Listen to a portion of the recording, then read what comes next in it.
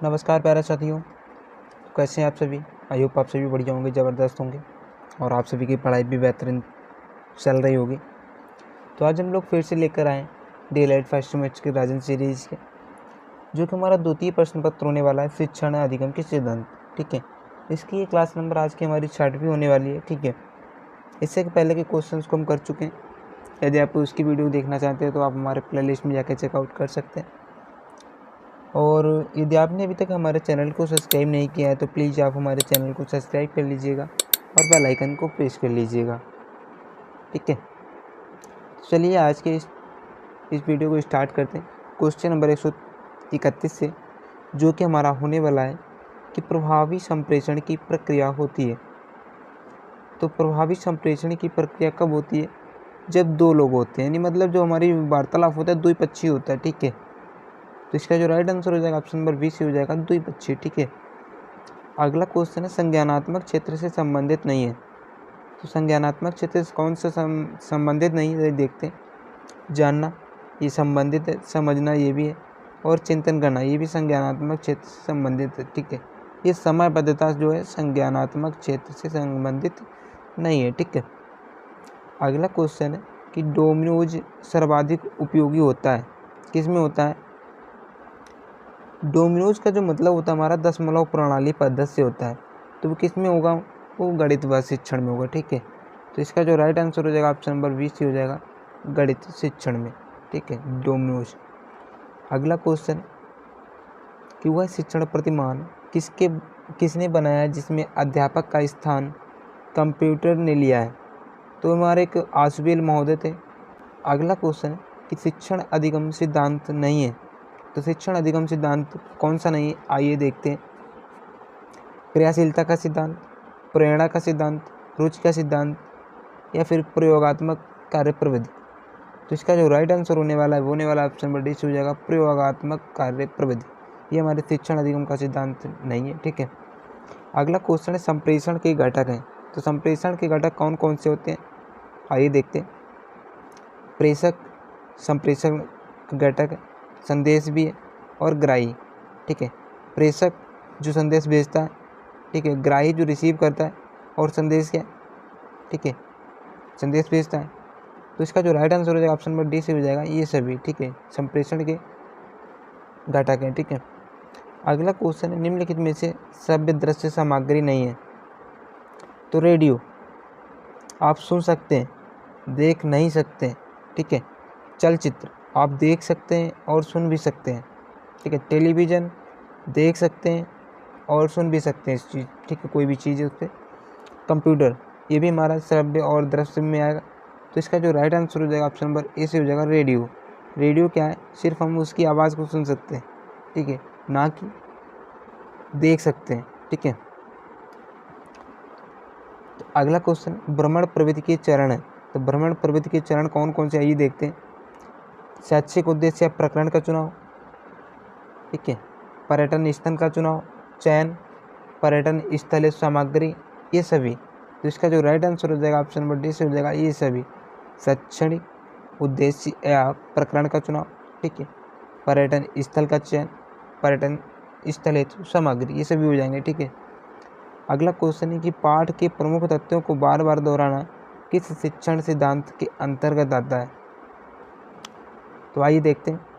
प्रेरणा का सिद्धांत, नियोजन का सिद्धांत, चयन का सिद्धांत, या फिर आवृत्ति का सिद्धांत। तो इसका जो राइट आंसर हो जाएगा ऑप्शन नंबर डी से हो जाएगा आवृत्ति का सिद्धांत। ये हमारा क्वेश्चन 2023 में पूछा हुआ क्वेश्चन है। ठीक है, इंपॉर्टेंट क्वेश्चन। अगला क्वेश्चन है शिक्षण को आनंददायक, मनोरंजक और रुचिपूर्ण बनाने के लिए उत्तम प्रवृत्ति है। तो कौन सी उत्तम प्रवृत्ति हो जाएगी? व्याख्यान प्रवृत्ति, खेल या गतिविधि प्रवृत्ति, स्पष्टीकरण प्रवृत्ति, अवलोकन एवं निरीक्षण प्रवृत्ति। तो इसका जो राइट आंसर हो जाएगा ऑप्शन नंबर बी से हो जाएगा खेल या गतिविधि प्रवृत्ति। ठीक है, ये शिक्षण को आनंददायक, मनोरंजक एवं रुचिकर बनाती है। ठीक है, अगला क्वेश्चन है शिक्षण प्रविधियों के प्रकार हैं। तो शिक्षण प्रविधियों के प्रकार कौन कौन से ये देखते हैं। प्रश्नोत्तर प्रविधि, वर्णन प्रविधि, ये भी कहानी कथन प्रविधि, ये चाहिए। तो इसका जो राइट आंसर हो जाएगा ऑप्शन नंबर डी से हो जाएगा ये सभी। ठीक है, अगला क्वेश्चन है कि शिक्षण एक उद्देश्य निर्देशित प्रक्रिया है। ये किसने कहा था? तो हमारे एक महोदय हैं स्मिथ साहब।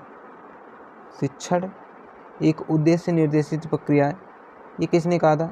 तो हमारे महोदय हैं स्मिथ। ठीक है, तो इसका जो राइट आंसर हो जाएगा ऑप्शन नंबर सी से हो जाएगा V.O. स्मिथ।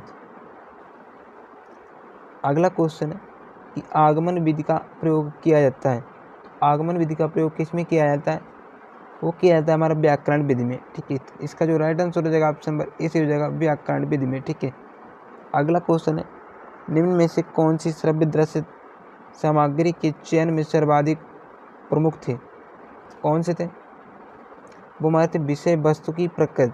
ऑप्शन नंबर इसका बी से हो जाएगा। ठीक है, अगला क्वेश्चन है कि कक्षा शिक्षण में कौन सा संप्रेषण का घटक नहीं है? तो कौन सा नहीं होता है? शिक्षक कक्षा में होता है, ठीक है, पाठ्य वस्तु भी कक्षा में होती है, लेकिन छात्र भी कक्षा में होता है, जो अभिभावक होता है वो कक्षा में नहीं होता है। ठीक है, तो इसका जो राइट आंसर हो जाएगा ऑप्शन नंबर सी से हो जाएगा अभिभावक। अगला क्वेश्चन है शिक्षक द्वारा कक्षा में अंत्याक्षरी एवं काव्य पाठ प्रतियोगिता कराना कौन सी शिक्षण प्रविधि है? तो नियोजन का सिद्धांत नहीं, निश्चित उद्देश्य का सिद्धांत ये भी नहीं, क्रियाशीलता का सिद्धांत। उससे क्या है, हमारी क्रिएटिविटी बढ़ती है। ठीक है, जब भी हम अंताक्षरी खेलते हैं तो क्या माइंड पर प्रेशर पड़ता है, तार्किक क्षमताओं का विकास होता है इससे। ठीक है, तो इसका जो राइट आंसर हो जाएगा ऑप्शन नंबर सी से हो जाएगा क्रियाशीलता का सिद्धांत। ठीक है, अगला क्वेश्चन है कि उदाहरणों एवं दृष्टांतों के द्वारा कोई सामान्य नियम या सिद्धांत बनाना कौन सा शिक्षण सूत्र है? तर्क की ओर, विशिष्ट से सामान्य की ओर, क्रियाशीलता का सिद्धांत।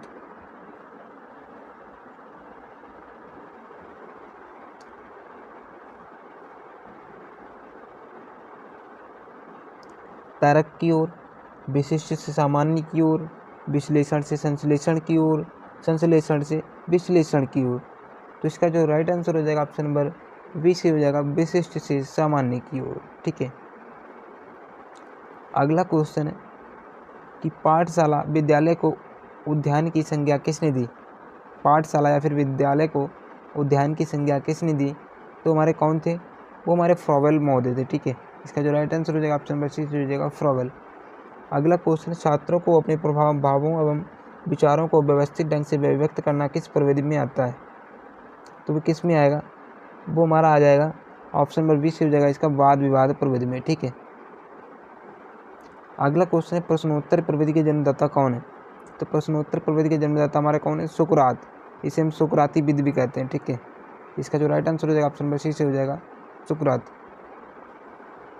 संप्रेषण प्रक्रिया प्रभावी होती है कब होती है? जब अनेक व्यक्तियों के साथ होता है। संप्रेषण प्रक्रिया प्रभावी कब होती है? जब यह अनेक व्यक्तियों के साथ होती है। इसका मतलब राइट आंसर हो जाएगा ऑप्शन नंबर बी से हो जाएगा। ठीक है, अगला क्वेश्चन है कक्षों की कमी होने पर शिक्षक अपनाता है, तो क्या अपनाएगा? बहुकक्षा शिक्षण, बहुस्तरीय शिक्षणविद, उपचारात्मक शिक्षणविद, सहभागी शिक्षणविद। तो इसका जो राइट आंसर हो जाएगा वो हो जाएगा ऑप्शन नंबर ए से हो जाएगा बहुकक्षा शिक्षण। ठीक है, अगला क्वेश्चन है कक्षा शिक्षण में प्रशंसात्मक शब्दों का प्रयोग किया जाता है, तो कब किया जाता है? व्याख्यान कौशल में, नियमन कौशल में, पुनर्बलन कौशल में, उद्दीपन प्रभाव परिवर्तन कौशल में। तो इसका जो राइट आंसर हो जाएगा ऑप्शन नंबर सी से हो जाएगा पुनर्बलन कौशल में। ठीक है, अगला क्वेश्चन हमारा क्वेश्चन नंबर 154 कि कक्षा शिक्षण करते समय शिक्षक द्वारा TLM का उपयोग करना चाहिए। कौन से TLM का उपयोग करना चाहिए? छात्रों को पाठ सहजता से बोधगम्य हो जाता है। ठीक है, छात्रों को मानसिक विकास होता है, छात्रों का बौद्धिक विकास होता है, ये सभी। तो इसका जो राइट आंसर हो जाएगा ऑप्शन नंबर डी से हो जाएगा ये सभी। ठीक है, अगला क्वेश्चन है कि फ्लैनल बोर्ड किस प्रकार का TLM है? तो कौन सा हो जाएगा? दृश्य से हमारा हो जाएगा। फ्लैनल बोर्ड जो हमारा है किस प्रकार का TLM है? दृश्य, जिसे हम देख सकते हैं। ठीक है, ब्लूम के अनुसार शिक्षण का उद्देश्य, तो ब्लूम के अनुसार शिक्षण का उद्देश्य क्या है?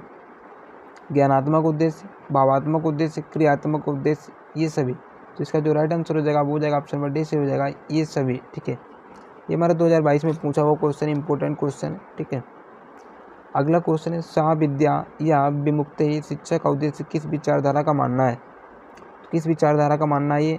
ये हमारा अस्तित्ववादी विचारधारा का मानना है। ऑप्शन नंबर इसका डी से हो जाएगा, ठीक है। अगला क्वेश्चन है कि शिक्षण एक त्रिमुखी प्रक्रिया है, ये किसने कहा था? ये मैं सबसे पहले तो ये जान लेते हैं कि 2022 और 23 में पूछा वो क्वेश्चन है, ठीक है। ये हमारा जॉन डेवी ने कहा था कि शिक्षण एक त्रिमुखी प्रक्रिया है। इन्होंने शिक्षक, शिक्षार्थी और पाठ्यक्रम को केंद्र बिंदु माना था, ठीक है। जॉन एडम्स से इन्होंने क्या बोला था कि शिक्षण एक द्विमुखी प्रक्रिया है। इसमें इन्होंने क्या बोला था, शिक्षक और शिक्षार्थी के बीच में जो प्रक्रिया होती है उसे इन्होंने बोला था, ठीक है। अगला क्वेश्चन हो जाएगा हमारा, संप्रेषण शब्द की उत्पत्ति किस लैटिन भाषा के शब्द से हुई थी? संप्रेषण शब्द की उत्पत्ति लैटिन भाषा के कम्युन्यूज शब्द से हुई, ठीक है। ऑप्शन इसका ए से हो जाएगा, कम्युन्यूज, ठीक है। अगला क्वेश्चन है, संप्रेषण के प्रकार हैं। तो संप्रेषण के कितने प्रकार के होते हैं? 2 प्रकार होते हैं संप्रेषण के, ठीक है। व्यक्तिगत संप्रेषण एक और होता है, वो आप सभी कमेंट बॉक्स में बताइए कौन सा होता है, ठीक है। अगला क्वेश्चन है, प्रोजेक्ट पद्धति के जन्मदाता कौन है? तो प्रोजेक्ट पद्धति के जन्मदाता कौन है? वो है किलपैट्रिक, ठीक है। ऑप्शन में इसका से हो जाएगा। अगला क्वेश्चन है, कल्पना एवं तर्क शक्ति का विकास किस शिक्षण प्रविधि के माध्यम से करते हैं? किस प्रविधि के माध्यम से करते हैं? वो हम करते हैं कहानी प्रविधि के माध्यम से, ठीक है। अगला क्वेश्चन है, शिक्षक केंद्रित शिक्षण में शिक्षा का केंद्र बिंदु होता है।